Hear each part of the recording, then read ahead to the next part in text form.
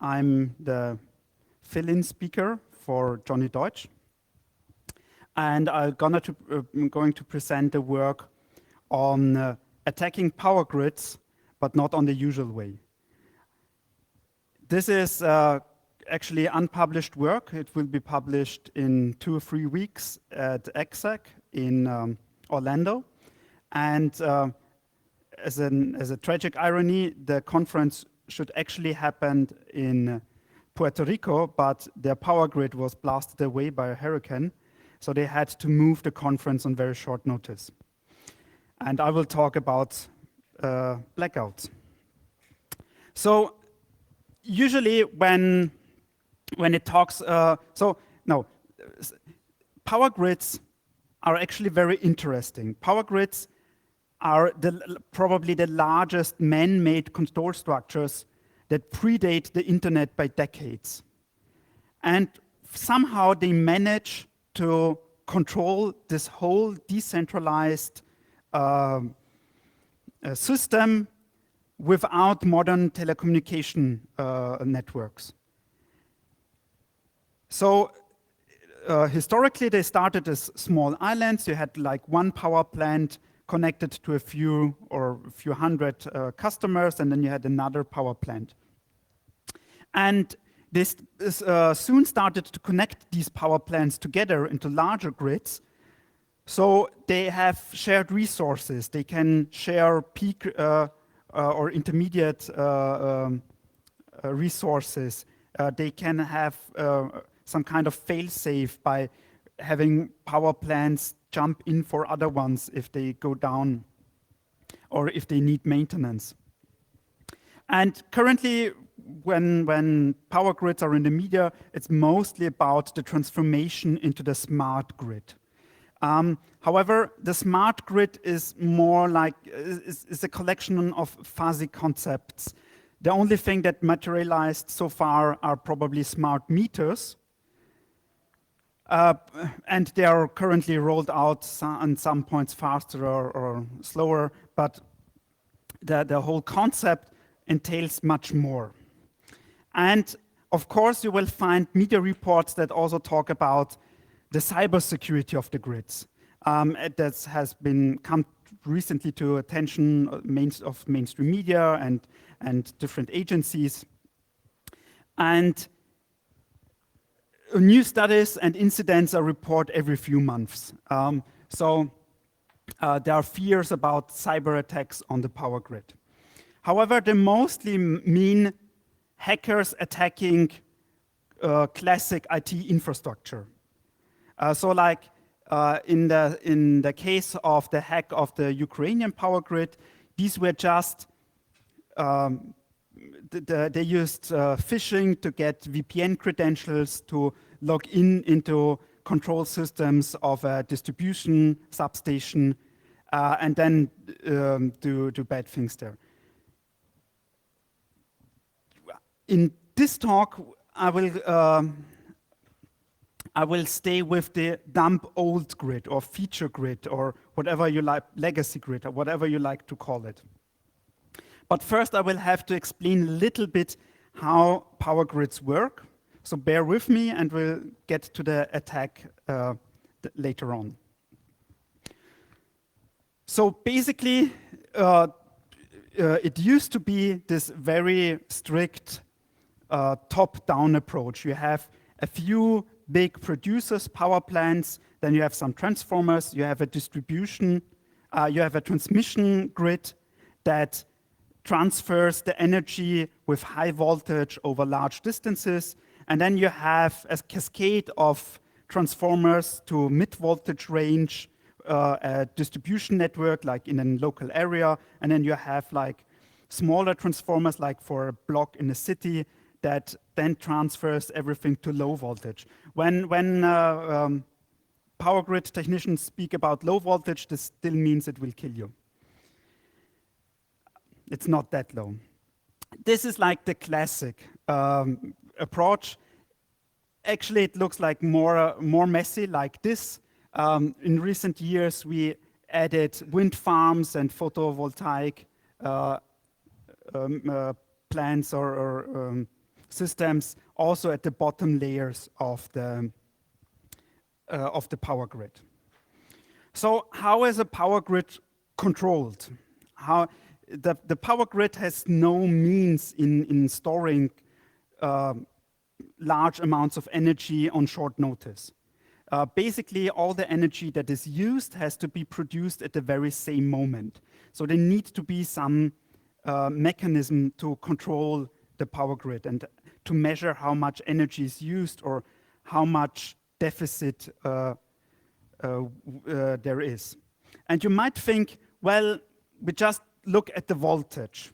And that's not true. It's true if you've done these electrical experiments in probably your high school.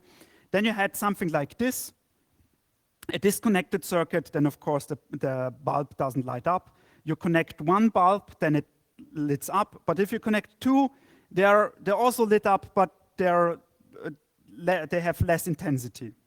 And you might infer from that, okay, if I overuse the power, if the demand is too big, simply the voltage drops. This is true in this small experiment, but in reality, you just measured the internal resistance of the battery, which actually is quite high. In a power grid, the consumption and the disbalance is measured using the frequency. So way beyond the time when voltage actually drops, the frequency changes.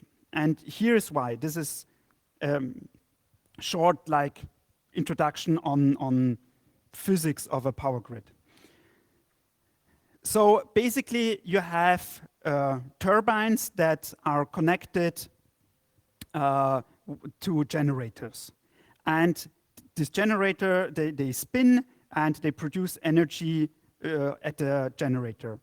And if the power consumption in the grid gets higher, then because of the conservation of energy, there is a counterforce by the generator on this turbine, meaning that it looks, so if the demand goes up, it looks like there is more breakage from the generator on the axis to the turbine. And then this means that everything slows down a little bit, and slower rotating generator means a lower frequency.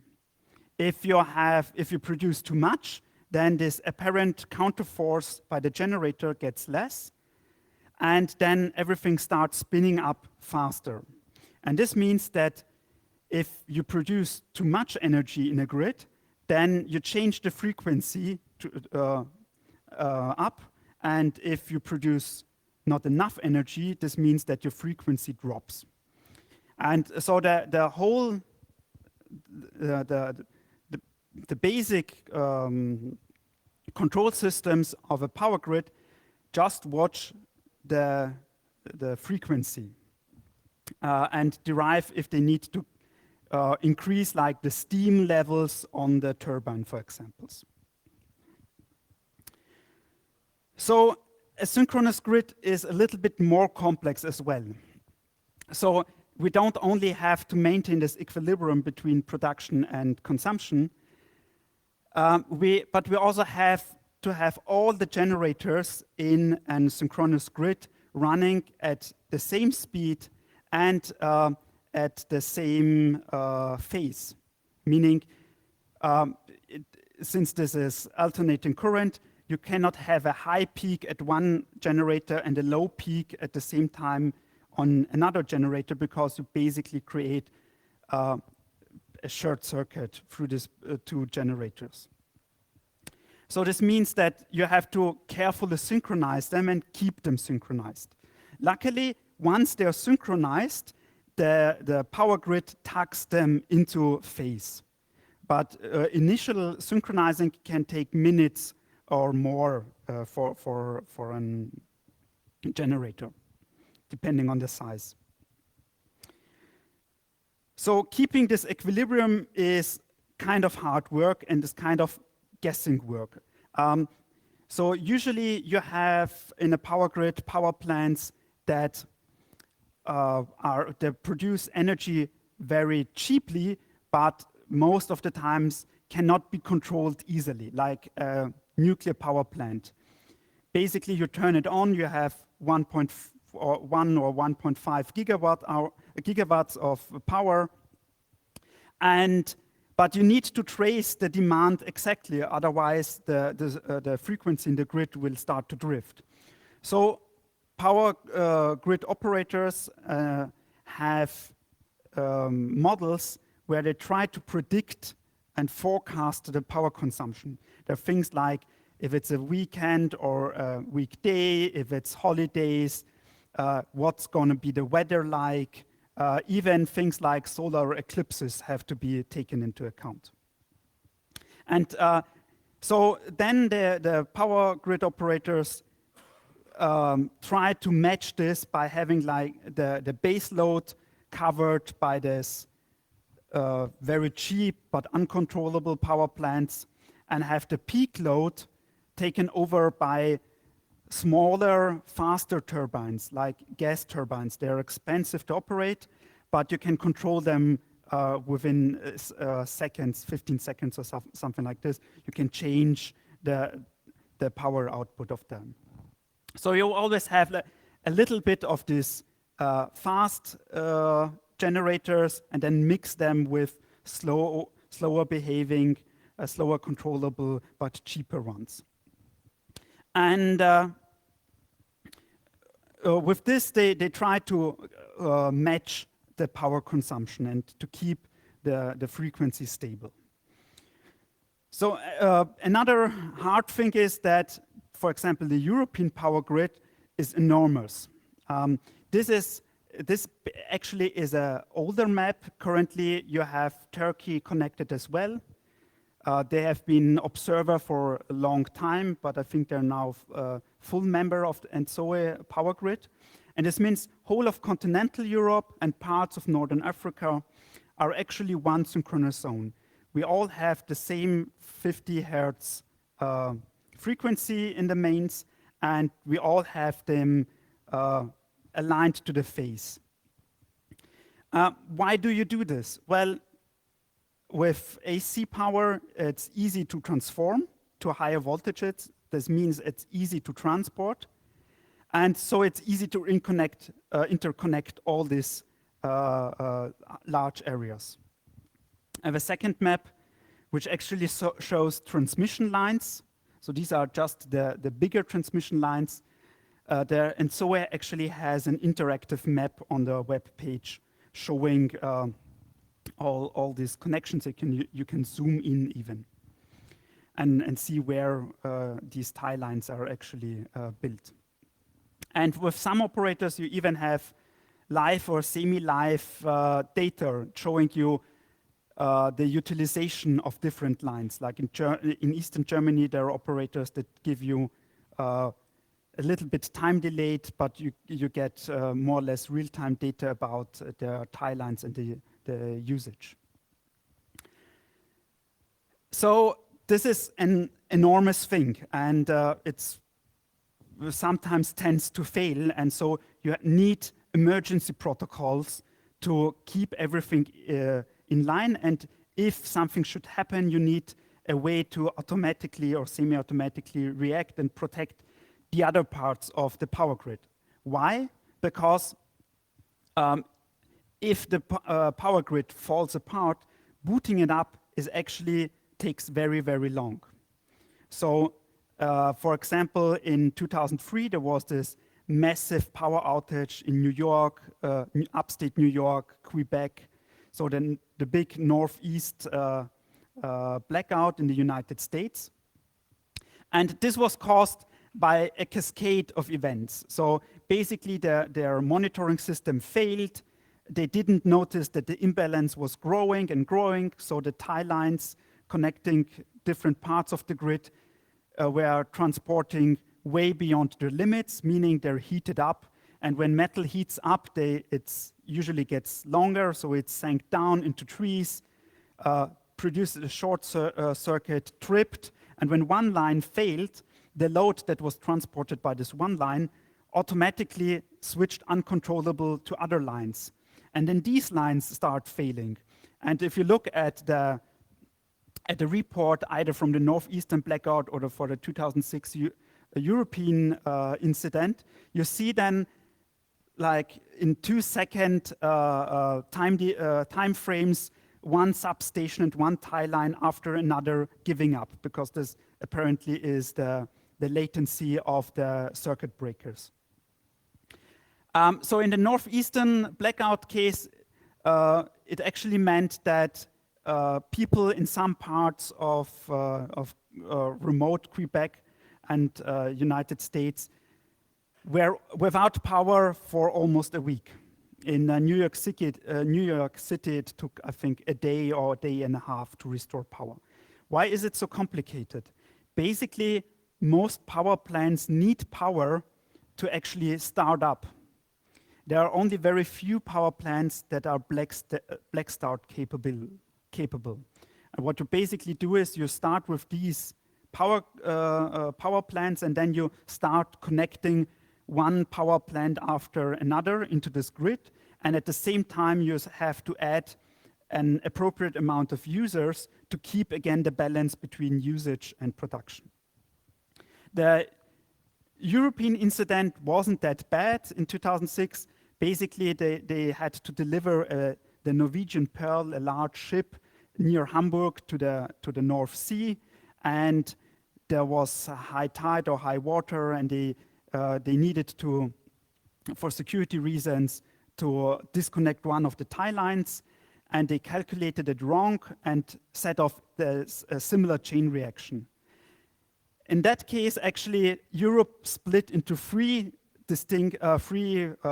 disconnected zones, where the western zone, basically parts of Germany, France, down to Spain, and parts of Austria, all had not enough energy, meaning the frequency started dropping fast. And at the same time, the northern parts of Europe, which had a lot of wind farms, started to have way too much energy, meaning the frequency shot up. Both isn't good for power grids because the machines are built to very narrow specifications. And that is why you have an emergency plan like this. This is actually the European emergency plan. So we have a nominal frequency of 50 hertz. And if you drop to 49.0, there's an automatic mechanism that starts disconnecting households or districts from the power grid to save the rest of the power grid. Without human intervention. And the European blackout or the European incident back then, the whole incident, so the ripper part of the European grid, took about 10 seconds. So there was not much time for any human operator to do something about it. And basically, in the western part of Europe, there were districts without power because of this automatic load shedding. The interesting thing is, in most cases, the European grid broke apart along the control zones. So most of the times, control zones follow the borders of European countries. Germany has 3 control zones because they have like these 3 big companies and they're larger. Austria has just 1 control zone. Interestingly, most of the grid followed these borders. However, Austria was torn apart into 2 different zones because apparently our internal power grid was less connected than it was connected to the neighboring states. So we've talked about how volatile the power grid is and how much effort is put into keeping the power grid in balance. Who remembers I think it was 2011, there was this kernel bug in Linux, a leap second kernel bug, that caused an increase in CPU usage. And there was a Heise article where Hetzner complained that because of this Linux kernel bug, they had a sudden increase in power usage of 1 megawatt for their hosting center. So this was just one hosting center, and it produced a peak of 1 megawatt. And I kept thinking, well, isn't this controllable at some point? And how much do we need computers to actually trip the power grid out of its nominal operating specification? How can we actually get it to 49.0 hertz so that actual consumers will be affected? And it turns out PCs can quite easily control the power usage. You probably noticed that your PC in idle mode will probably only use like 30 watts. It's very quiet, but if you start a game, suddenly you hear the fan spinning up, it gets noisy, and it gets hot, so there is much more power conversion going on. Basically, a computer is just a hot air producer with a few mathematical operations. And the question is, how can we use this and how can we time this for an attacker to attack the power grid? So the nice thing also is, so we were thinking about botnets. Botnet, you can either generate your own botnet, but more likely, if you are a resourceful attacker, you can actually just rent one. There are many of these botnet operators actually monetize it by just renting computing power or data or whatever CPU time out. So, and then this botnet or the zombies can actually easily locate themselves within the power grid and can then try to use these operations to actually produce load spikes on the power grid that are faster than the power grid is actually able to react. So let's talk about the first possibility, the naive static load attack. So basically, we just take a lot of machines and we increase suddenly, in a coordinated fashion, the power consumptions of all these machines to its maximum, meaning spinning up hard disks, starting number crunching on the GPU and on the CPU, finding peripherals like screens, put them to high brightness, starting laser printers and all kinds of peripheral devices that you find. And it turns out the European power grid, which is one of the most stable, constantly keeps a reserve of about 3,000 megawatts. 3,000 megawatts is it's roughly 2 blocks of a nuclear power reactor. So basically, the reserve is there, like should a nuclear power plant fail, they have enough backup for this 3,000 megawatts. And it needs roughly, or it's specified to be able to produce the maximum output within 15 seconds. So this gives us a little bit the lower bound on how fast the power grid can react. Of course, our computers can react much faster. But then it's still a question, can we draw as much energy within this 15 seconds to get the frequency down? I will talk about this a little bit later. Sorry. Basically, the one thing I forgot. Basically, I've told you there is no way to store energy on short notice. Well, you can pump up water into hydroelectric pump stations and stuff like this, but this takes minutes or sometimes hours to recall the energy from there. Basically, the only short-term power storage is the inertia of the spinning masses. So the larger your turbines, the more mass is spinning, and basically this keeps the power grid alive until the moment where the primary reserve kicks in. But it means, of course, it starts slowing down. The spinning starts slowing down, the frequency drops. So the question is, within this 15-second time frame, can a botnet actually reduce the rotation down to 49 hertz? The second attack is a dynamic load attack. So basically, it is known that the European power grid, as all power grids and as all control systems, tend to have a little bit oscillation. So every control system, if you learned in school, maybe in electronics, control systems have a latency, and by this latency, there's a tendency for overshooting, undershooting, and also oscillation.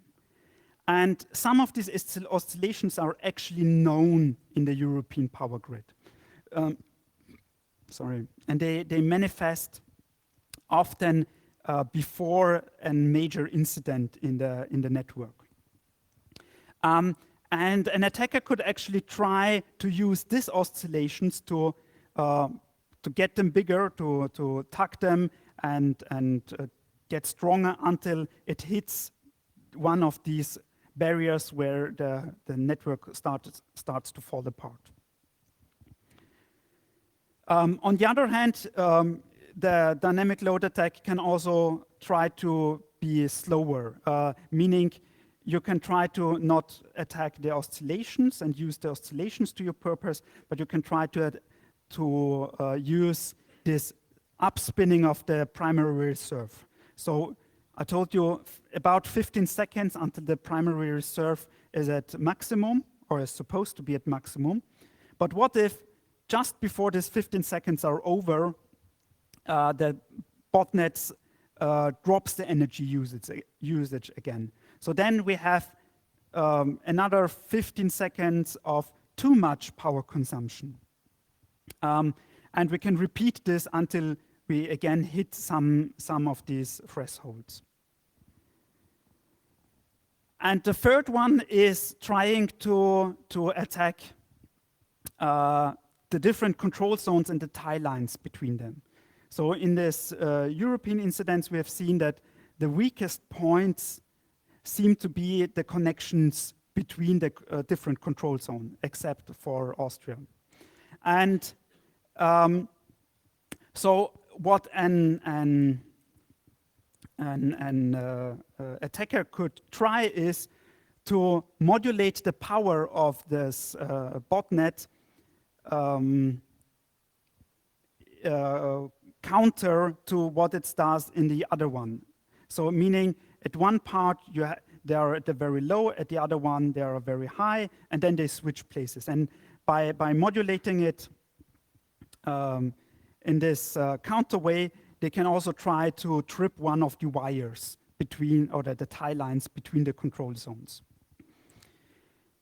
Here I have to start a little bit explaining about what primary control does and what does secondary and tertiary control for the understanding. So primary control is that what I've told you before. Primary control is basically the fast reserve that is there to just stabilize the frequency. So it's usually very fast power plants that are kept in standby or that are kept at like 50% of the usage so that they can increase the power supply. Then there is the secondary control. The secondary control kicks in or has its maximum specified at 15 minutes about. And the secondary control is actually there to control the power exchange between different control zones.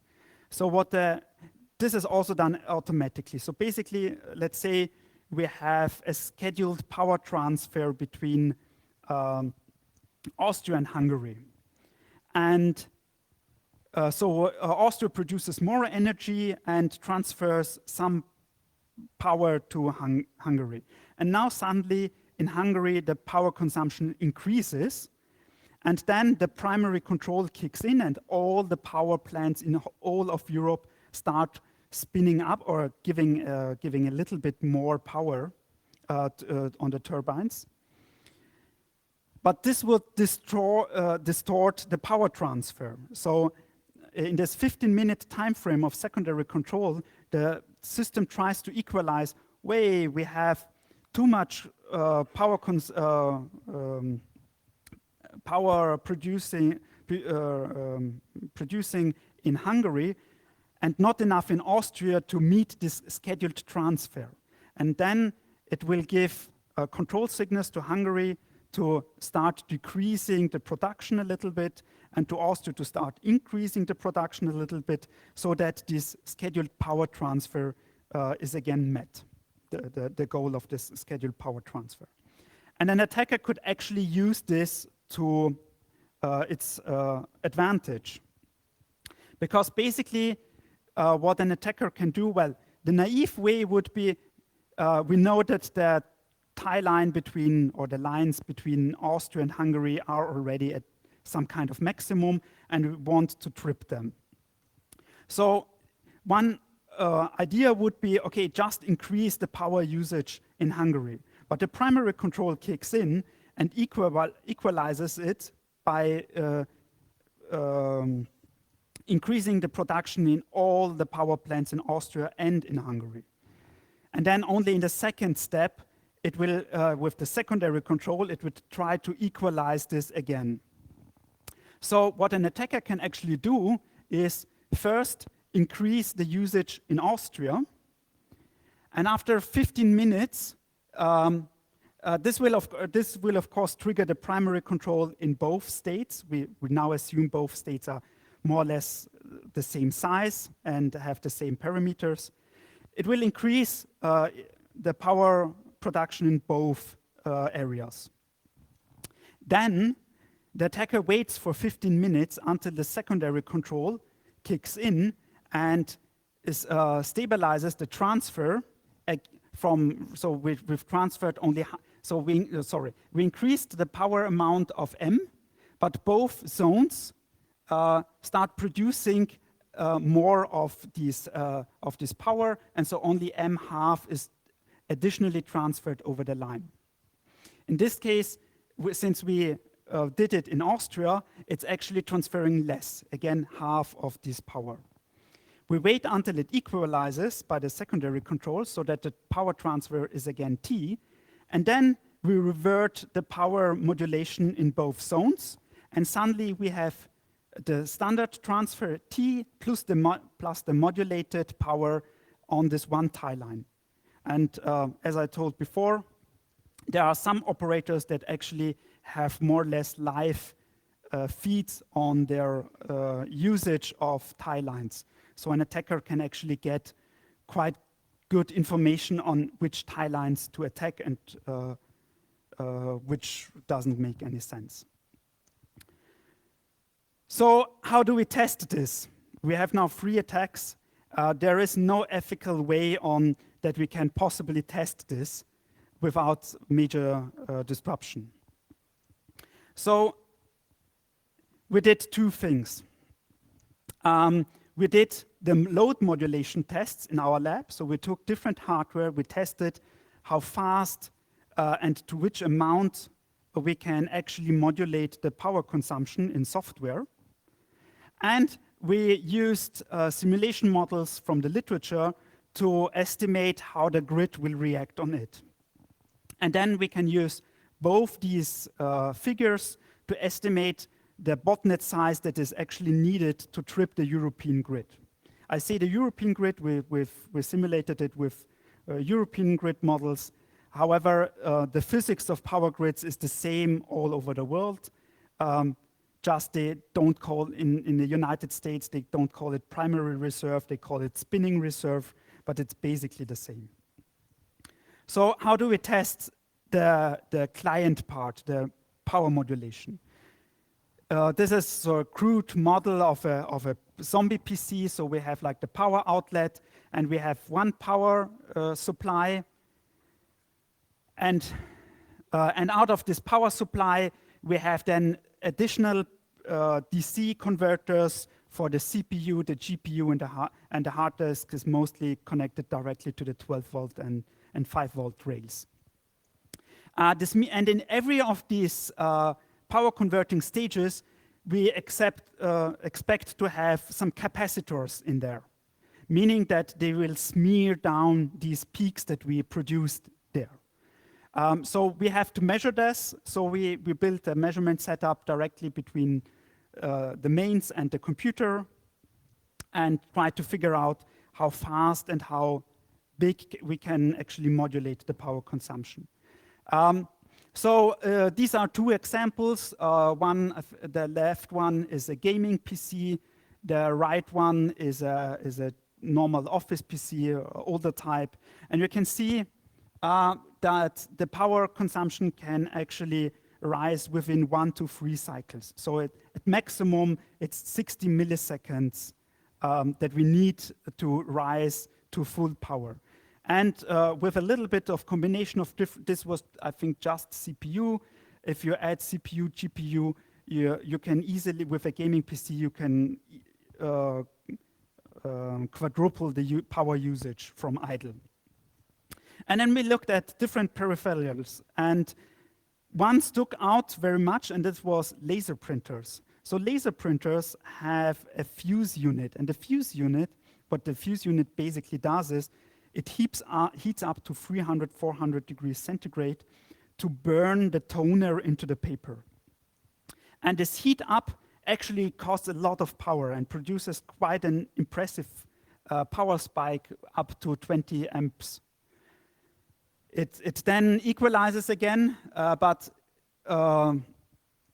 it stays about 1,000 watts for a few seconds. So basically, this is like even more than a single computer can produce in power spikes. We also looked at screens and how to put them into sleep. It's very easy to put a screen into sleep by just calling the screensaver function of the operating system that's not even privileged. So we can turn on things on and off. So we looked at different parts. We compared different CPUs, GPUs, hard disks, screens, and we also looked into the data sheets of different IoT devices. So it turns out that currently smart thermostats are skyrocketing in the United States. They're selling millions of these devices every year. And about 1/3 of these heatings that they control is actually electrical heating, which means, again, by using these thermostats, we can produce power spikes. It turns out hard disks, so mechanical hard disks, actually don't contribute much to the power usage because most of the usage is actually spinning the disk and just moving the power, the heads, actually doesn't add a lot of power, just a few watts. So later on, we didn't use the hard disks very much. The second part is, how do we simulate this on a power grid? So we used this model from Ulbik from 2014, MATLAB model that looks at the different, so that it simulates primary and secondary control and looks on the outcome of the network, of the grid. And we also looked at different parameters of the grid. I told you before that there are these big spinning masses in generators and turbines. This is only true for these old school big power plants like hydroelectric or nuclear power plants. This is not true for what's now called renewable energy. So wind turbines and photovoltaic systems actually use an inverter to to put their power into, or to transfer the power into the power grid. And these inverters do not shape or do not have this inertia of the spinning masses. They just follow the frequency. So they produce energy into the system, but they cannot stabilize the frequency like the spinning masses can do. This means that we have different behavior of the grid depending if we have, for example, a lot of wind or if we have not, if there is almost no wind, because then we have conventional power plants with large spinning masses that actually stabilize the grid better than just wind farms. And we tested this for a whole range of parameters of the grid and of the different free attacks. And it actually turns out we can actually get below this magic 49 hertz that will automatically start load shedding customers off the grid. So how many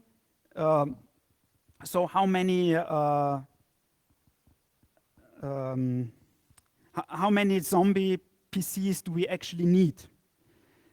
We take the numbers from our first experiment. We made 3 distributions. So we had, as you have seen, we have like different CPU types, different GPU types. We tried to estimate it into different distributions. So the most conservative is just computers like Office PC, gaming PCs, servers. For gaming PCs, Steam offers monthly statistics showing which configuration computers in the gaming scene actually have that are playing. And then for the second distribution and the third distribution, we sprinkled a little bit of IoT devices or smart home appliances. So means for this second distributions, we add just 4, it's still very conservative, we added 4% of thermostats, of which 1/3 actually controls an electrical heating. And only with the third distributions, we added 1% of smart home appliances, like an air conditioner. Air conditioner is also very wasteful with energy, so a good means to modulate power. You just have to change the target, the set point temperature, and it will automatically start operating. And we estimated that for our simulations that between 2.5 and 9.9 million devices, infected devices within Europe would be enough to trip the European power grid, or at least produce some blackouts. This attack, of course, the numbers will vary, but the attack stays the same for different regions of the world and different power grids. So the US power grid, for example, is in much worse state. They have huge undercapacity on transferring electric energy from the different coasts to the other one. So there, I would expect that it's actually easier than the very stable European power grid. However, we had these models and we had access to all the operational handbooks of the European power grid. So that's why we tested them, that's why we simulated it with the European power grid. Questions? Yeah. I understand it's probably something completely different than what you expected to hear.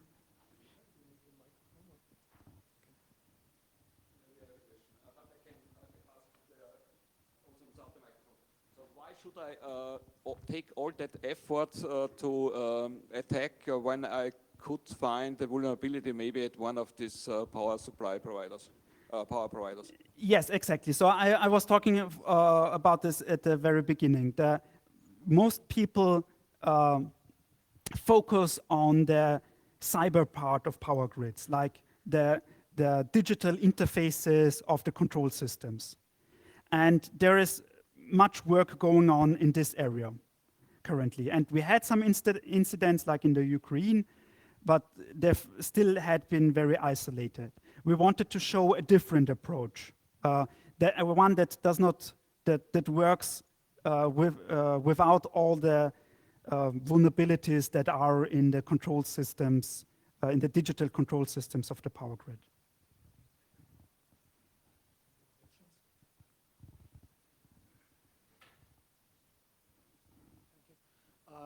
I just wanted to ask, have you got any calculations of the possibility of that, how realistic that is, and if these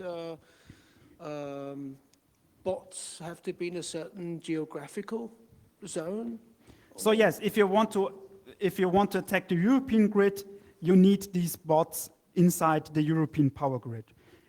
However, they can easy localize themselves. So either they can do IP lookups, geo IP lookups, or they can use things like the keyboard layout.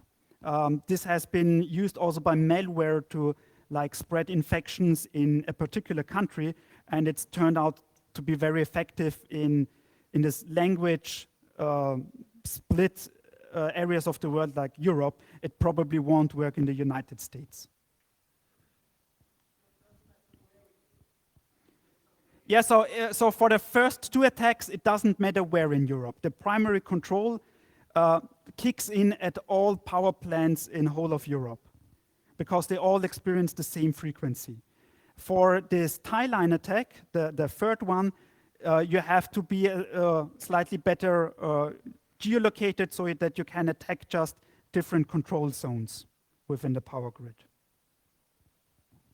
Just one question from me.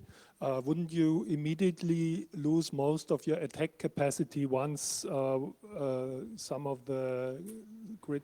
Yes, but the goal has been achieved. So we set up, okay, well, you could argue that even if we don't hit the 49 hertz, where we actually start disconnecting customers from the grid and hospitals and whatever, critical infrastructure. Even before that, this attack would produce significant economic loss to the power companies because they will have to employ reserves like gas turbines that are much more costly, like factor 10 than other power sources like wind or nuclear or hydroelectric.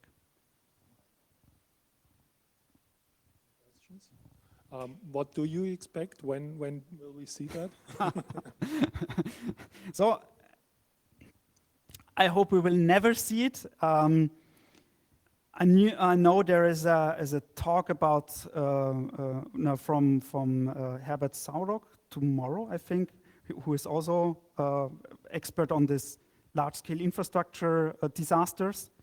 I hope never to experience it, but there are countless examples where you see this large-scale infrastructure problems, like in Puerto Rico, where the power grid was destroyed. Well, there it's not the power plants, it's just the transmission lines, but just means they still need months to build it up, and hospitals are struggling to keep patients alive.